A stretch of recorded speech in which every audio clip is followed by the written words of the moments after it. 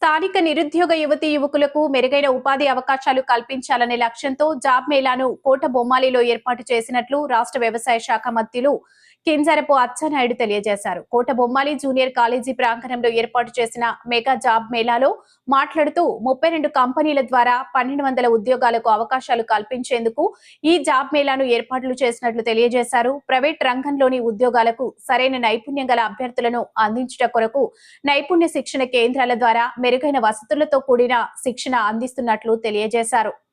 ఒక్క ప్రభుత్వ ఉద్యోగాలతో అందరికీ ఉపాధి లభించడం కష్టతరంగా మారినందున ప్రైవేట్ రంగం స్వయం ఉపాధి రంగాల్లో కూడా అభ్యర్థులను తీర్చిదిద్దే విధంగా నైపుణ్య శిక్షణ అమలు చేయడం జరుగుతుందని తెలిపారు.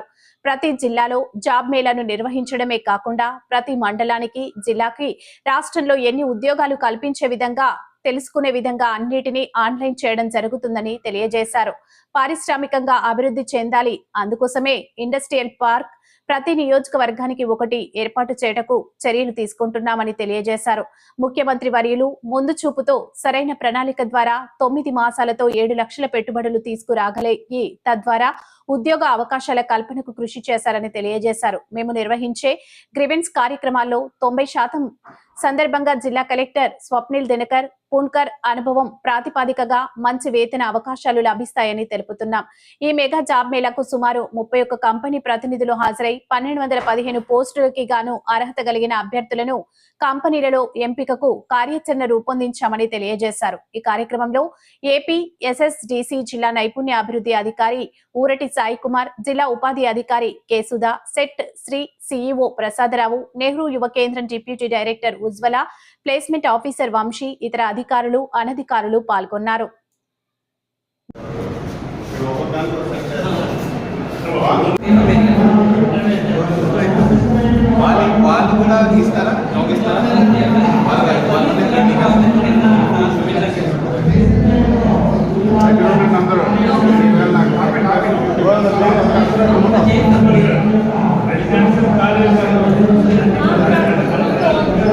ముందు ఒకటి పెట్టారు, ఏదైనా గవర్నమెంట్ కదా ఎవరు పెట్టినా దిష్టి బొమ్మలా సగం లాగిపోయింది. 20,000 రూపాయలు 20 లక్షలు ఇచ్చాను దానికి. గ్రామ పెద్దలందరూ కూర్చొని రేపటి నుంచే నేను డిఈ కూడా చెప్పాను, ఎవరు చేస్తారో పని చేసి ఆ బిల్డింగ్ పూర్తి చేస్తే కనీసం ఆఫీసుల్లో కూర్చోడానికి అవకాశం ఉంటుంది. సందర్భంగా తెలియజేస్తూ నాయకులు కూడా సాయంత్రం వాటి ఇక్కడ ఉండి క్రమశిక్షణతో ఈ కార్యక్రమాన్ని విజయవంతం చేసి ప్రతి ఒక్కరికి మజ్జిగ కానీ మంచినీళ్ళు కానీ భోజనం కానీ అన్ని ఏర్పాట్లు చేశాం. ఇది సక్సెస్ఫుల్ గా జరిగి నాకు తెలిసి జిల్లాలో చక్కగా చేయాలి, 10 మంది ఇన్వాల్వ్ అవ్వాలి, 10 మందికి ఉపయోగపడాలి. ఏదో మేళా పెట్టాం అయిపోయిందనే ఆలోచన కాకుండా ఈ మేళా వల్ల కొంతమంది నిరుద్యోగ యువతకి ఉద్యోగాలు వచ్చాయనే తృప్తి కలగాలనే ఉద్దేశంతోనే ఈ కార్యక్రమాన్ని ఏర్పాటు చేస్తాం. అందరూ రావాలి, ఒక ఎంప్లాయ్మెంట్ రావాలి అంటే స్కిల్స్ చాలా ఇంపార్టెంట్, స్కిల్స్ చాలా చాలా అవసరం. ఆ స్కిల్స్ మీరు ఆన్ ద జాబ్ తీసుకోవచ్చు, లేకపోతే ఇంకా ఇంటర్న్షిప్ ద్వారా కూడా తీసుకోవచ్చు. ఇప్పుడు ఈ రోజు 32 కంపెనీస్ ఇక్కడికి రావడం జరిగింది. ఒకటి కామన్ కంప్లైంట్ కాదు, బట్ కానీ ఇష్యూ నాకు ప్రతి ఒక్క కంపెనీ వాళ్ళు ఏం చెప్తున్నారంటే, సార్ ఇక్కడ ఒక 100 మందికి జాబ్ ఇస్తే ఒక 60 మంది వరకు మాత్రమే జాయిన్ అవుతున్నారు, 40 మంది జాయిన్ అవ్వట్లేదు. అది ఒక కామన్ ఇష్యూగా అందరూ నాకు చెప్తున్నారు. దీనికి కారణాలు వేరేగా ఉండొచ్చు, వాళ్ళకి ఇక్కడే జాబ్ కావాలి, వైజాగ్ లో జాబ్ వద్దు, అలా కూడా ఉండొచ్చు. బట్ కానీ నేను ఒకటే కోరుతున్నాను అందరికి, దయచేసి ఇక్కడ ఏదైనా జాబ్ వస్తే, మీకు ఫస్ట్ టైం జాబ్ వచ్చింది అంటే ఖచ్చితంగా దీనికి ఒక మీకు ఉన్న అంటే మీ స్కిల్స్ ఇంకా నెక్స్ట్ ఇయర్ కి 2 ఇయర్స్ కి పెరుగుతుంది. ఆ స్కిల్స్ పెరగడం తర్వాత మీకు ఇంకా మంచి విలువ ఉన్న జాబ్, మంచి ఈ ప్యాకేజ్ ఉన్న జాబ్ కూడా రావచ్చు. సో దయచేసి ఈ రోజు అందరూ చాలా బాగా ప్రిపేర్ గా ఉందండి. ఇది కాకుండా గవర్నమెంట్ తరఫున ఇప్పుడు ఎంఎస్ఎల్ఈ పార్క్స్, ఇది కూడా మనం ఒక కొత్త సిస్టమ్ మనం తయారు చేస్తున్నాం. మన టెక్కలి కాన్స్టిట్యున్సీ ఇంకా 8 కాన్స్టిట్యున్సీస్, ప్రతి ఒక్క కాన్స్టిట్యున్సీలో ఒక ఎంఎస్ఎంఈ పార్క్ వచ్చిన తర్వాత ఖచ్చితంగా అక్కడ ఆ ఏరియా అనుకూలంగా ఇండస్ట్రీస్ కూడా వస్తాయి. ఆ ఇండస్ట్రీస్ లో కూడా జాబ్ ఇంకా రావడానికి అవకాశం ఉంది. బట్ కానీ ఈ రోజు మీరు చాలా ఎనర్జెటిక్ గా ఉన్నారు. మంచిగా ఇంటర్వ్యూ ఇవ్వండి. ఇంటర్వ్యూ ఇచ్చిన తర్వాత ఏదైనా జాబ్ వస్తే కొద్దిగా ప్యాకేజ్ తక్కువ ఉన్నా సరే ప్రాబ్లం ఏం లేదు, ఖచ్చితంగా జాయిన్ చేయండి. 6 మంత్స్ తర్వాత 1 ఇయర్ తర్వాత ఖచ్చితంగా ప్యాకేజ్ కూడా పెరుగుతుంది. ఇంకా వేరే మంచి జాబ్ రావడానికి కూడా మీకు అవకాశం ఉంది. కాబట్టి నేను ఈ అవకాశం ఇచ్చిన నాకు అందరికీ నేను ధన్యవాదాలు చెప్తున్నాను. And everybody all the best of luck for your next job. Always participate in melas which is conducted by APSSDC. Last 2 years నుంచి మాకు చాలా collaborative గా we are working with APSSDC for the job mela. Same as collector sir said. ఇక్కడ ఏంటంటే ఎక్కువ energetic youth availability ఉన్నారు. At the same time మనకి ఏ క్వాలిఫికేషన్ కావాల్సిన కనిపిస్తారు. కాకపోతే only one concern that they don't want to leave their own place. మాకు శ్రీకాకుళంలోనే కావాలి, ఈవెన్ వైజాగ్ రావడానికి they are not showing that much interest. Don't put yourself border so that you will get many opportunities. As we are come from MNC, we have many branches in Hyderabad, Himachal Pradesh, Vizag and Padupalli. And today we are here to take freshers as an apprentice trainees with a BTech qualification, diploma and MSc. Who is interested, you can come and participate in written test and interview. Thank you, sir. ఎవరు చెప్తారు అంటే మీకు ఎంత భూమి ఉందో అంతటికి రావడం లేదు సార్. వాళ్ళు ఏం చేస్తారు, నేను అవసరం చేయకపోతే నా పాస్బుక్ మీద ఆదాయం వేయడము, మా అకౌంట్ డబ్బులు పెట్టి అలా ఫీజు ఇవ్వడము సార్. ఇప్పుడు కూడా మార్పు రావాలి. ఉద్యోగం అంటే ప్రభుత్వంలో ఉద్యోగం, అవుట్ సోర్సింగ్ లో ఉద్యోగం, లేకపోతే మా ఊర్లోనూ మా ఇంటి పక్కన ఉద్యోగం వచ్చిన వెంటనే ఏసీ రూము, లేకపోతే 50,000 రూపాయల జీతము, ఈ ఆలోచన ఉంటే ఎవరు సక్సెస్ అవ్వరు. ఉద్యోగం వచ్చిందంటే జాయిన్ అవ్వాలి. ఈరోజు జీతం తీసుకోకుండా చాలా మంది ఉద్యోగం చేసి అనుభవం సంపాదించి తదుపరి పెద్ద పెద్ద ఉద్యోగాలు సంపాదించినటువంటి పరిస్థితులు మన దగ్గర ఉన్నాయి. అందుకే నేను ఎప్పుడు జిల్లాకు వచ్చిన గ్రీవెన్స్ నేను చేస్తాను. కొన్ని వేల మంది నా దగ్గరికి వస్తున్నారు.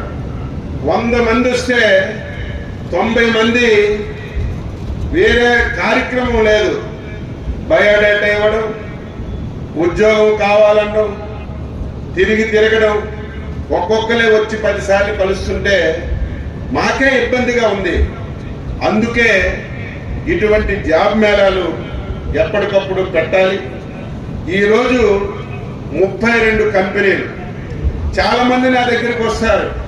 రెడ్డీస్కి ఒక లెటర్ ఇవ్వండి, అరబిందో ఒక లెటర్ ఇవ్వండి, ఇంకో కంపెనీకి లెటర్ ఇవ్వండి అని ఉత్తరాలు పట్టుకెళ్తారు. అక్కడ గేటు దగ్గర కూడా విడిచే పరిస్థితి ఉండదు. అటువంటిది మన ప్రాంతానికే, మన ఊరికే ఆ కంపెనీలన్నీ వచ్చేటప్పుడు సద్వినియోగం చేసుకోవాలి. అందులో మన కలెక్టర్ గారు ఒక మంచి ఐడియాతో, ఈ జిల్లాలో ఫార్మాకి ఎక్కువ ఇంపార్టెన్స్ ఉంది, కానీ ఫార్మాలో ఒక ఇంజనీరింగ్ కోర్సు లేదు, ఒక పాలిటెక్నిక్ కోర్సు లేదు, తోనే చెలగాటం అనేటువంటి పరిస్థితి. కాబట్టి ఫార్మాలో ఉద్యోగం కావాలంటే 100% స్కిల్ ఉండాలి. స్కిల్ ఉండాలంటే అవకాశాలు కల్పించాలి. అందుకే మొన్నను కలెక్టర్ కాన్ఫరెన్స్ జరిగితే శ్రీకాకుళంలో ఫార్మాకు సంబంధించి ఒక వింగుని ఇంజనీరింగ్ కాలేజీలో కానీ పాలిటెక్నిక్ కాలేజీలో కానీ ఏర్పాటు చేయమని చెప్పి ముఖ్యమంత్రి గారికి చెప్పాం. అది కూడా అమలు చేస్తామని ఈ సందర్భంగా తెలియజేస్తున్నాను. దయ ఉంచి ఈరోజు బ్రహ్మాండంగా ఏర్పాట్లు చేస్తాం. ఆదరా బాదరగా లేదు. మధ్యాహ్నం కూడా నేనే స్వయాన్ని సెలెక్ట్ చేసి మంచి భోజన ఏర్పాట్లు కూడా నేనే చేయించాను. మీరందరూ ఇంటర్వ్యూస్లో అటెండ్ అవ్వండి. ఏదో ఆషామాషిగా ఇంటర్వ్యూ పిలిచి మీకేదో పంపించడం కాదు, సాయంత్రానికి మీకు ఆఫర్ లెటర్ కూడా ఇచ్చి మీకు ఎక్కడ ఉద్యోగం వస్తుందో చెప్పే విధానాన్ని ఈరోజు తీసుకొచ్చాం. కాబట్టి ప్రతి ఒక్కరూ ఏదో జీతం తక్కువనో, లేకపోతే ఊరు బయటకు వెళ్తున్నామనో, లేకపోతే నాకు దూరం అయిపోతుందనో, నేను బయటకు వెళ్తే మా అమ్మ నాన్న ఉండలేరనో, ఆ ఐడియా మీకు బుర్రలో ఉంటే జీవితంలో మీరు ఎదగలేరు. ఈవేళ ఒక మంచి ఆపర్చునిటీ, 32 కంపెనీలు వచ్చాయి, 1200 ఉద్యోగాలు వేకెన్సీస్ ఉన్నాయి. ఇందులో ఒక 50% సెలెక్షన్ అయినా నా ఆనందానికి అవధులు లేవు. ఇది అయిన తర్వాత రేపు ఇంకా బెస్ట్ కంపెనీస్కి పిలిచి మళ్ళీ మరొకసారి పెట్టి ఈ రకంగా ప్రయత్నం చేయడం. దీనికి తోడుగా శ్రీకాకుళం జిల్లా, మొన్న నేను కలెక్టర్ గారు చిక్కుపడ్డాం. ఎందుకంటే ఈ రాష్ట్రంలో 26 జిల్లాలు ఉన్నాయి. అందులో పెర్ క్యాపిటాలో శ్రీకాకుళం చివరి స్థానంలో ఉంది. పక్కనే విశాఖపట్నం 5,60,000 పెర్ క్యాపిటల్ ఉంటే శ్రీకాకుళంలో 1,60,000 ఉంది. అంటే దూరం ఎక్కువ లేదు, 100 కిలోమీటర్లే. ఎంత తేడా ఉంది? కారణం ఏమిటంటే కష్టపడిన ప్రజలు ఉన్నారు. మన వాళ్ళు ఈ దేశంలో ప్రపంచంలో అన్ని దగ్గరికి వెళ్తున్నారు, అక్కడ కష్టపడుతున్నారు. కానీ ఇక్కడ కష్టపడడానికి అలవాటు లేకుండా అయిపోయింది. అందుకే మేము ఒక టార్గెట్ పెట్టుకొని ఈరోజు మూలపేట పోర్టు కానీ, ఈ జిల్లాలో టూరిజం కానీ, ఒక్కొక్క నియోజకవర్గానికి ఒక MSME పార్క్ ఏర్పాటు చేసి అందరికీ ఉద్యోగాలంటే ఎవరి వల్ల సాధ్యపడదు. ఒక పార్క్ పెడితే అక్కడ మనం కొంతమందికి పరిశ్రమలు పెట్టడానికి అవకాశం ఇస్తే ఆ పెట్టేవాడు ఒక 10 మందికో 20 మందికో ఉద్యోగాల అవకాశం ఇచ్చే అవకాశం ఉంటుంది. ఆ మైండ్తో మేము ఆలోచిస్తున్నాం. దయవుంచి ఈరోజు ఇది సక్సెస్ జరగాలి. నాకు తెలిసి కనీసం 50% అయినా ఆఫర్ లెటర్స్ తీసుకొని ఆనందంగా మీరు జాయిన్ అయితే ఇది మీ ఎదుగుదలకి, మీ భవిష్యత్తుకి మీకు ఒక పునాదిది. ఈరోజు వర్గం కోటబొమ్మాలి జూనియర్ కళాశాల ఆవరణలో జాబ్ మేళాను ఏర్పాటు చేసుకున్నాం.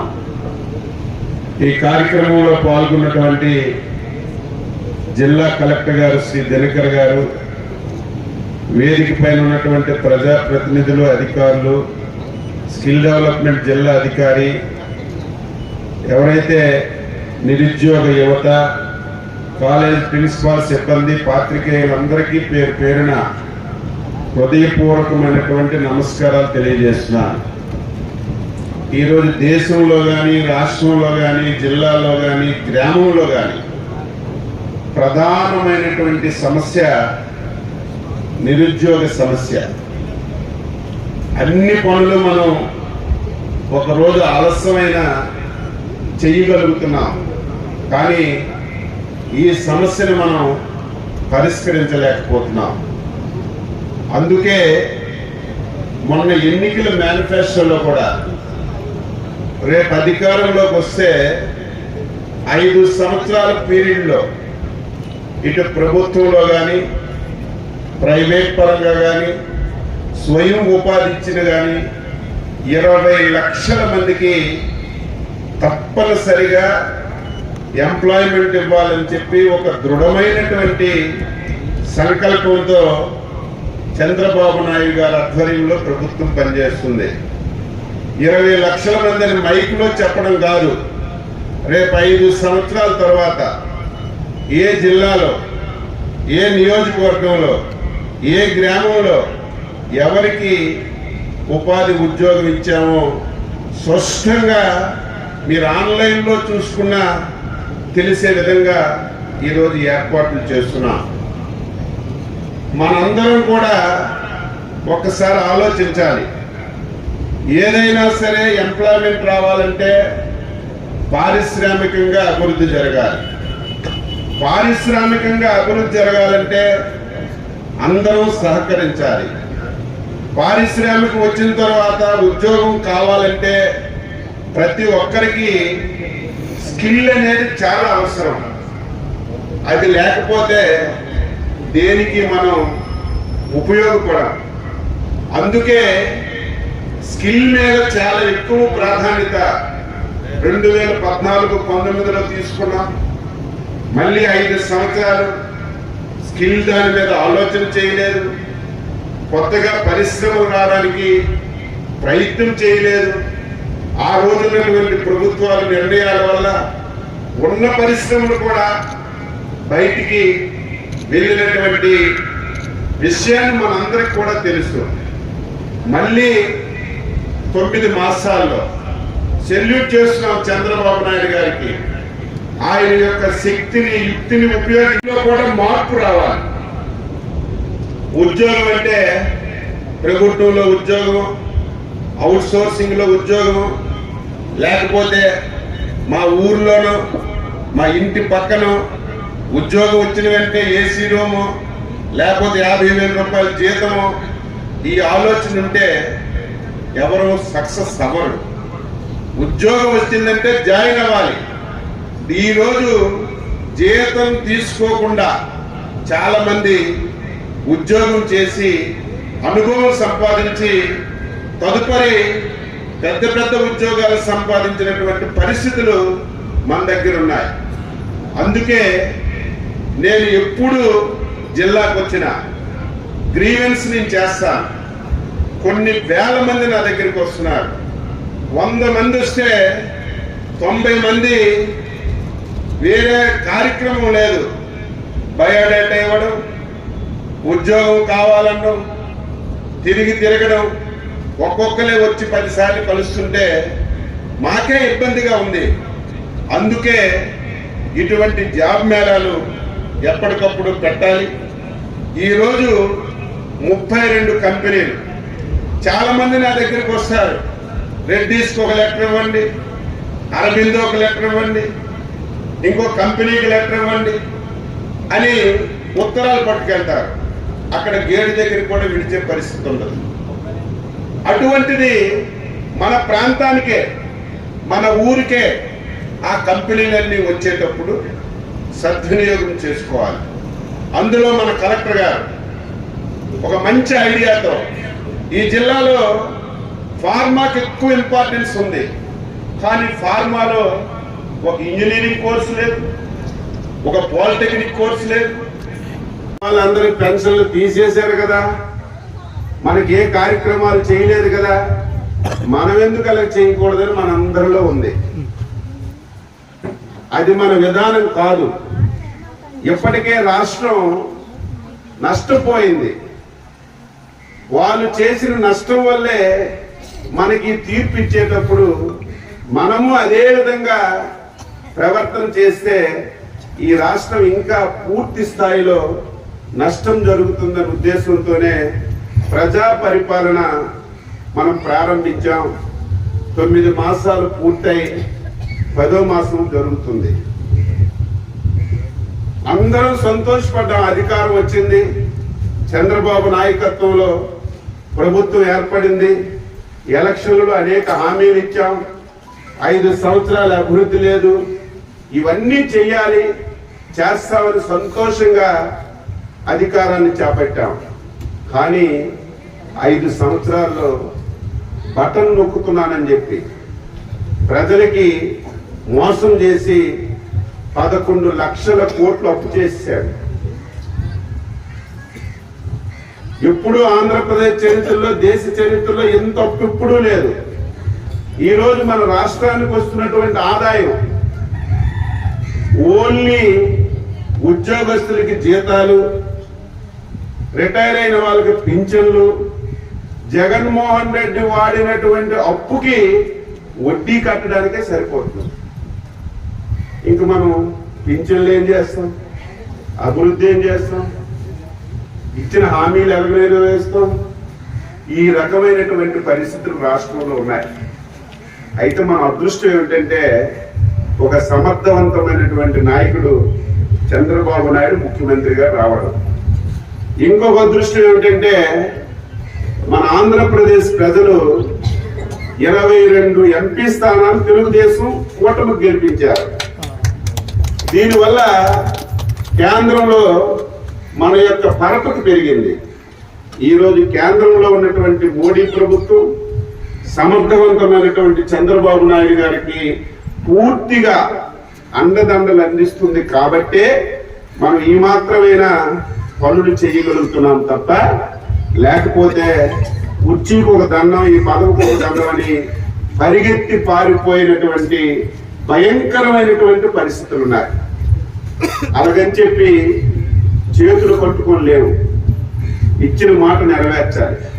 ఎలక్షన్ల ముందు మీ అందరికీ ఆ రోజు ఉన్నటువంటి వాలంటీర్లు చెప్పారు, ఏమ్మా చంద్రబాబు నాయుడికి మీరు ఓటేస్తే మీకు పింఛన్ ఇవ్వడు, ఈరోజు మేము తెల్లారింటికే మీ ఇంటికి తెచ్చిస్తున్నాం, మీరు మళ్ళీ ఎండల్లో ఎక్కడికో వెళ్ళాలి అని మీ అందరికీ చెప్పారు. అందరూ నమ్మారు చాలా మంది. ఆ రోజు నేను చెప్పాను, ఎవ్వరూ అధైర్యపడద్దు, మేము అధికారంలోకి వస్తాం. ఈరోజు 3000 పెన్షన్ ఇస్తున్నారు, మేము వచ్చిన తర్వాత 4000 పెన్షన్ ఇస్తాం. అది కూడా దేశ చరిత్రలో ఎప్పుడూ లేదు. అధికారం రాకముందు 2 మాసాలు పింఛన్ కలిపి ఒకేసారి. దీంతో పాటుగా వాలంటీర్లు లేరు కదా, ఇంటికి పింఛన్లు తేరనుకున్నారు, వాళ్ళు ఇచ్చిన దానికంటే ఒక అరగంట ముందే ఈరోజు మనం పింఛన్లు ఇస్తున్నాం. అయితే చాలా మంది తెల్లారి 5వ గంటకి వెళ్తే మీరు పళ్ళు కూడా తోముకోవడం లేదు. అందుకే మొన్న ఒక నిర్ణయం తీసుకున్నాం, కనీసం 8 గంటల నుంచి పింఛన్లు పంచండి, అందరూ రెడీ అవుతారు. మరి ఏకోజామున లెక్క ముందు తలుపు కొడితే బాగోదని ఈరోజు 8 గంటల నుంచి పింఛన్లు అన్నీ ఇస్తున్నాం. 3000 4000 చేస్తాం. వికలాంగులు ఉన్నారు, 3000 6000 చేస్తాం. ఎవరైతే కిడ్నీలు పోయారు, ఇప్పుడే మనకి రక్తహీనత వల్ల ఒక పిల్లడు వచ్చాడు, వీళ్ళకి 10,000 చేస్తాం. పూర్తిగా బెడ్ మీద ఉంటే వాళ్ళకి ఇంకొకరు సాయం చేయాలి, వారికి 15,000 రూపాయలు చేసి 32,000 కోట్లు 32,000 కోట్లు ప్రతి నెల 64 లక్షల మందికి పింఛన్లు ఇచ్చే కార్యక్రమం ఈ నాయకుడు చంద్రబాబు నాయుడు నాయకత్వంలో జరుగుతుంది. మీరు అనుకోవచ్చు ఇది అన్ని దగ్గరలో జరుగుతుందని. మన దేశంలో 29 రాష్ట్రాలు ఉన్నాయి. ఏ రాష్ట్రంలో వెళ్ళినా సరే కొన్ని దగ్గరలు 200 ఇస్తున్నారు, కొన్ని దగ్గరలు 500 ఇస్తున్నారు, కొన్ని దగ్గరలు 1200 ఇస్తున్నారు. ఎక్కువ ఇచ్చింది 2200. 2200 తర్వాత 4000 పింఛన్ ఇచ్చినటువంటి రాష్ట్రం ప్రభుత్వం ఆంధ్రప్రదేశ్ ప్రభుత్వం చంద్రబాబు నాయుడు గారు. ఆ రోజు చెప్పాం, మీరు ఎవరైనా చుట్టాల ఇంటికో బంధువుల ఇంటికో పని మీద ఎక్కడికి వెళ్ళిపోతే గత ప్రభుత్వం ఏం చేసేది, ఆ పెన్షన్ తీసుకోకపోతే క్యాన్సిల్ చేసేది. ఈ రోజు మేము అలా కాదు, మీరు 1 నెల తీసుకోకపోయినా 2 నెలలు తీసుకోకపోయినా 3వ నెలలో వచ్చి 12,000 తీసుకునే అవకాశం మీకు ఇచ్చాం. గత ప్రభుత్వంలో భర్త చనిపోతే, ఆ రోజు 2014-19లో భర్త చనిపోతే వెంటనే భార్యకి పెన్షన్ ఇచ్చేవాళ్ళు. 2019 నుంచి 24 వరకు భర్త చనిపోతే భార్యకి పెన్షన్ ఇచ్చేవాళ్ళు కాదు. మనం మొన్న మళ్ళీ నవంబర్ నెల నుంచి భర్త చనిపోతే వెంటనే భార్యకి పింఛన్ ఇస్తున్నాం. కానీ ఈరోజు పెద్ద సమస్య వచ్చింది, మనం నవంబర్ నుంచే ఇస్తున్నాం, కానీ గతంలో భర్త చనిపోయినటువంటి భార్యలకి పింఛన్ రావడం లేదు. చాలా మంది మా సర్పంచుల దగ్గరికి నా దగ్గరికి వచ్చి, బాబు మొన్న ఆయన భర్త చచ్చిపోతే ఆవిడకి వచ్చింది, మా భర్త 2 సంవత్సరాలు చనిపోయారు, మాకు పింఛన్ రావడం లేదని అడుగుతున్నారు. నిన్న మంత్రితో మాట్లాడారు.